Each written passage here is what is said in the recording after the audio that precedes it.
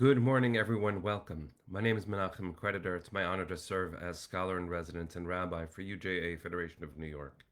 We bring you Torah and music, blessing, and community every weekday. We've been doing so since March 18th, 2020. Today it is July 30th, 2025. It's been an honor to be present with all of you, to be in this community. Thank you, Penny. 1,356 times. Jennifer, Nancy, it's good to see you. Ellen, Rabbi Wasser, Lydia, good to see you too. Hi, Kim, sending you love and comfort. Cynthia, Kate, it's good to see you. Linda, Boker Tov, kind soul. Hi, Barry. John, miss you, my friend. It's good to see all of you here. Really appreciative that we get to spend these mornings, all of them, learning together, saying good morning to each other. Neil, I miss you. Good to see you. Hi, Stephen. Welcome. Susie, sending love to you in Toronto. Valerie, thank you for looking to give and receive support. That's why we're here, to give and receive. Barbara and Adrian, Arlene, Barbara, good to see all of you. Karen and Dale, Cecile and Minna, hi Amy. Hi Pete, good to see you. All right, let's see who else is here. Jerry and Deborah, Diane and Ron Richard, good morning. Debbie sending love to Colorado.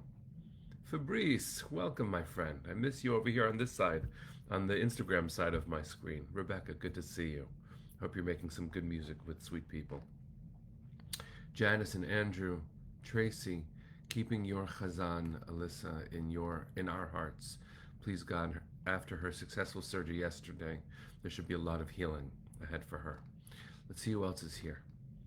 Arlene and Susan, Deborah and Siona, welcome. Welcome, welcome.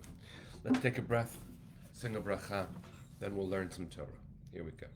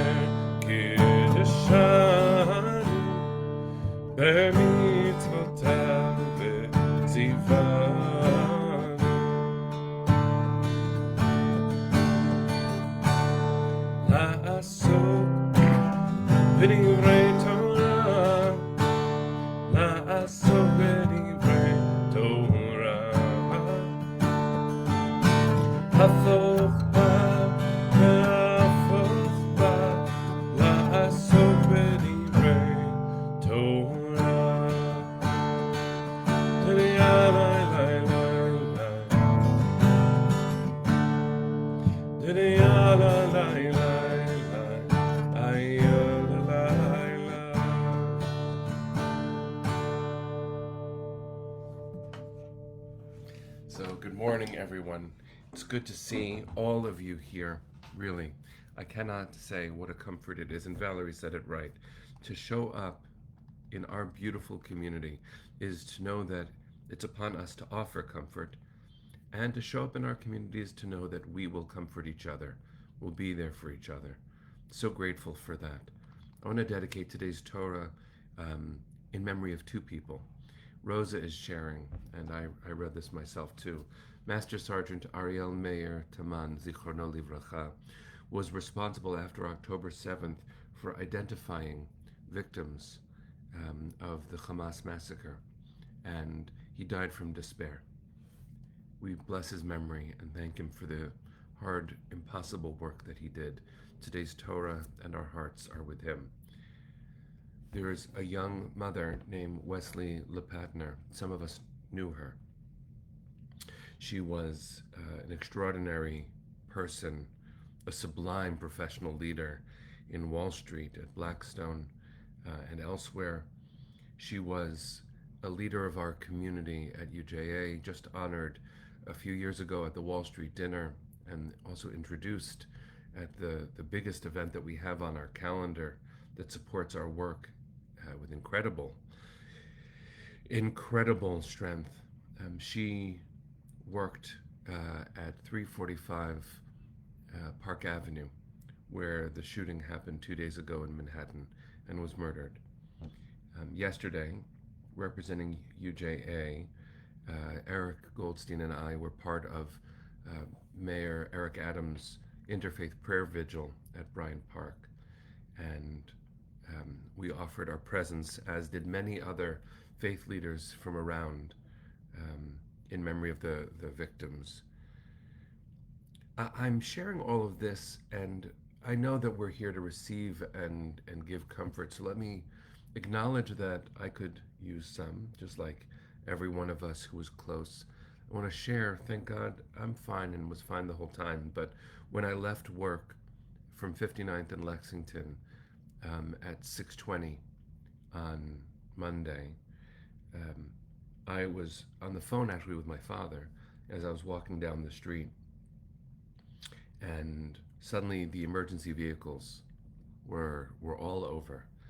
And as someone who's been a New Yorker my whole life, with exceptions here and there, I was walking down the street and suddenly had flashbacks to 9/11, because we didn't know what was happening. But it's clear that if the emergency vehicles are going in that direction and you're not an emergency responder, you go in the other direction. And so with hundreds of other people, we all moved very far from there.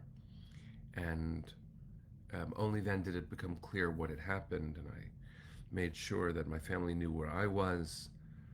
And it shows a number of things, and it's very fitting that we have this conversation during the 9 days leading up to Tisha B'Av, the ninth day of Av, which is Saturday night. We're told that those who enter into the month of Av reduce joy. Well, these 9 days certainly have embodied that in lots of directions. And I share it with you because there's some comfort in knowing that we're going through this together. There isn't closure, there isn't a ribbon with which to tie these kinds of experiences up. And my experience, not even being able, God forbid, to hear what had happened, but witnessing the response and knowing that something deeply dangerous was happening, that's already at such a remove. The people who were working in that building, that's not the experience that I had. And so what's really important, friends, is for us to acknowledge, especially during these 9 days, what the world can hold. In fact, the Talmud says that there are different moments on the calendar that, because of the tragedies that have unfolded on those days, we establish as fast days.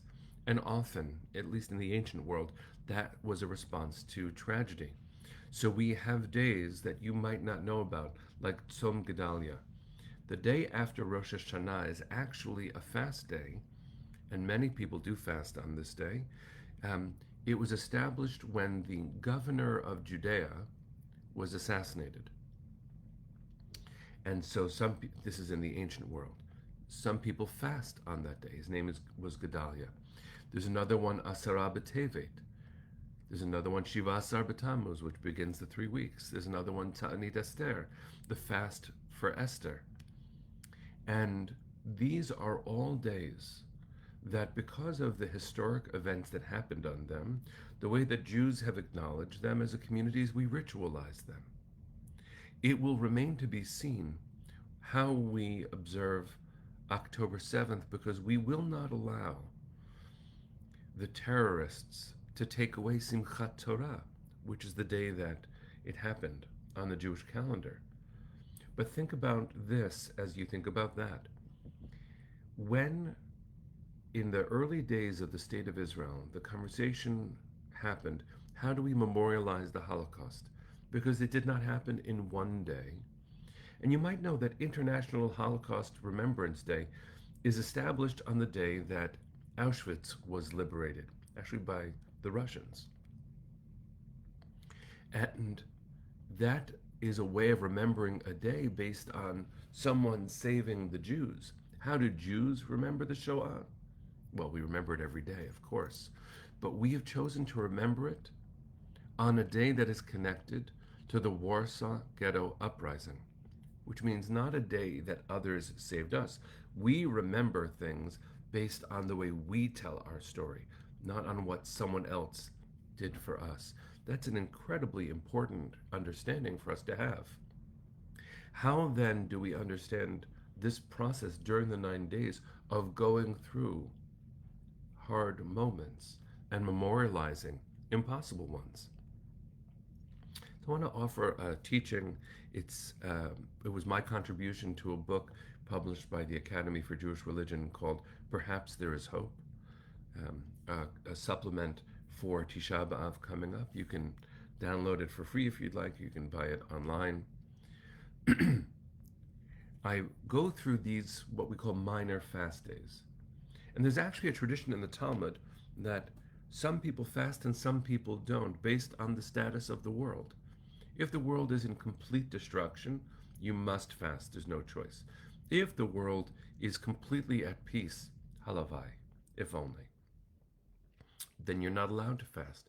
If the world is between shalom and shmad, not entirely peaceful and not entirely destroyed, yesh mit anin, v'yesh she'enan mit anin. There are people who fast and there are those who do not fast.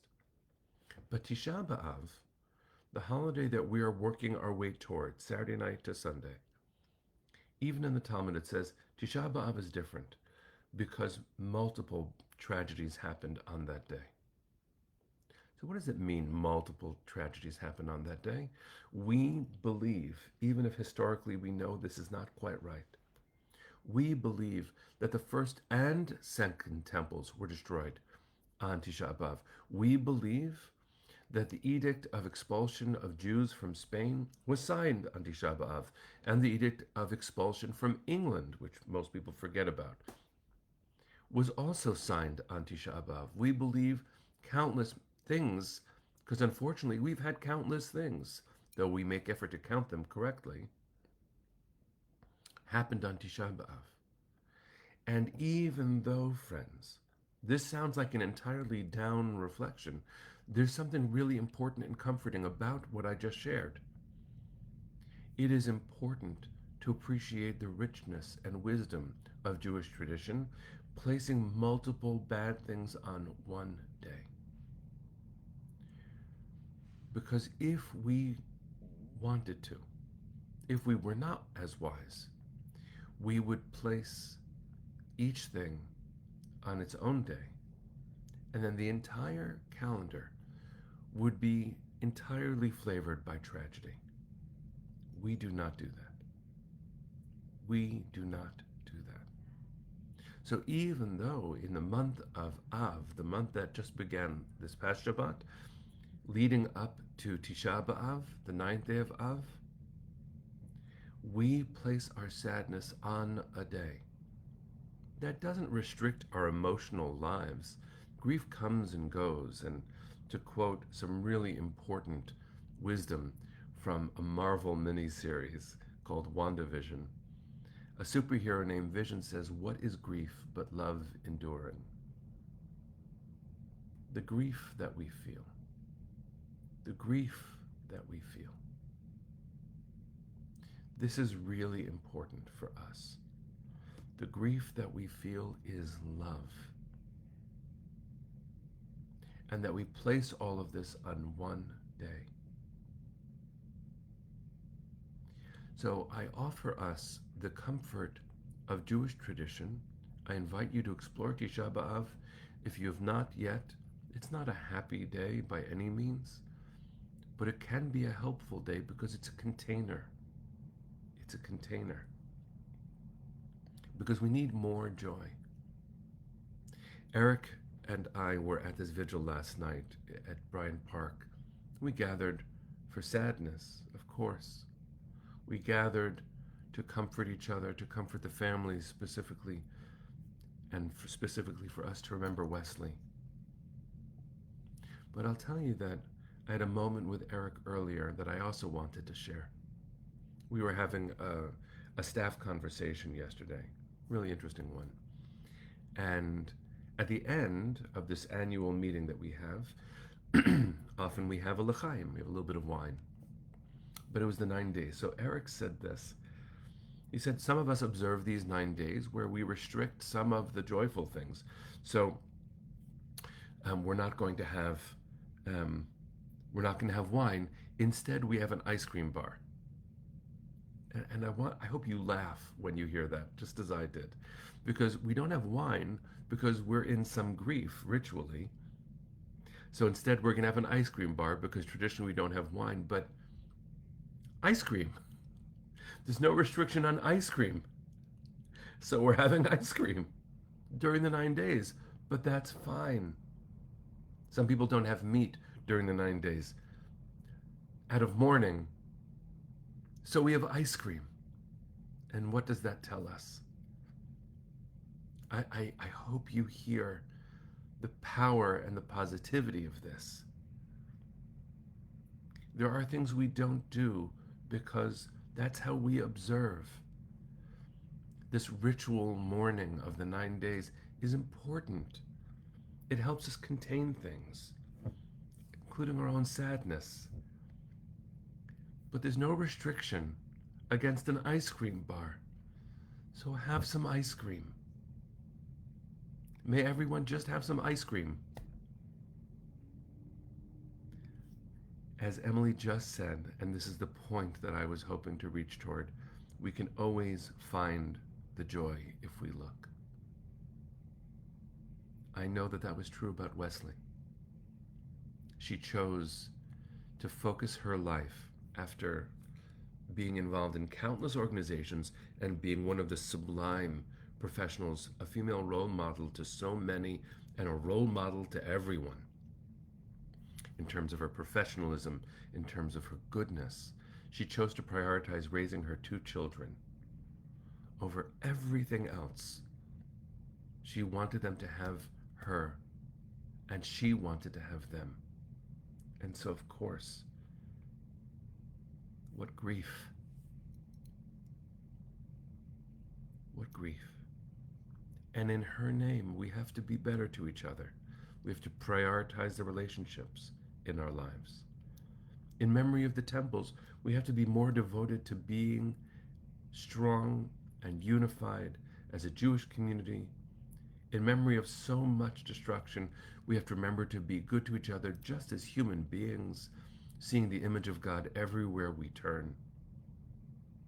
It's so important how we handle grief, as John is sharing. How we handle grief is one of the richest treasures Jewish tradition offers. There are things we don't do as ritual recognitions of loss, but in no way does that turn off our life force. So I invite you, friends, on this bizarre, complicated 9-day journey, on this grief-filled, honest reflection, as we work toward a day where we will reduce our joy for one day. But it's not that day yet. Today is Wednesday. TIsha B'Av is Saturday night. So maybe if you have a chance, get some ice cream. Buy some ice cream for somebody else. Spread some joy. Let's remember those we've lost, and let's live more fiercely, more purposefully, and with more joy in their names. May our beloved 50 be home now. It's all in here. And the ice cream helps. Let's send our hearts to the east and sing. Kol hod balevav pnima nefesh Yehudi homia ulefate mizrach kadima ein letzion Sophia, עוד לא עבדה תקוותנו, התקווה בת שנות 2000, להיות עם חופשי בארצנו, ארץ ציון וירושלים. להיות עם חופשי בארצנו, ארץ ציון וירושלים. Bring them home now. Am Yisrael Chai. See you tomorrow, my friends.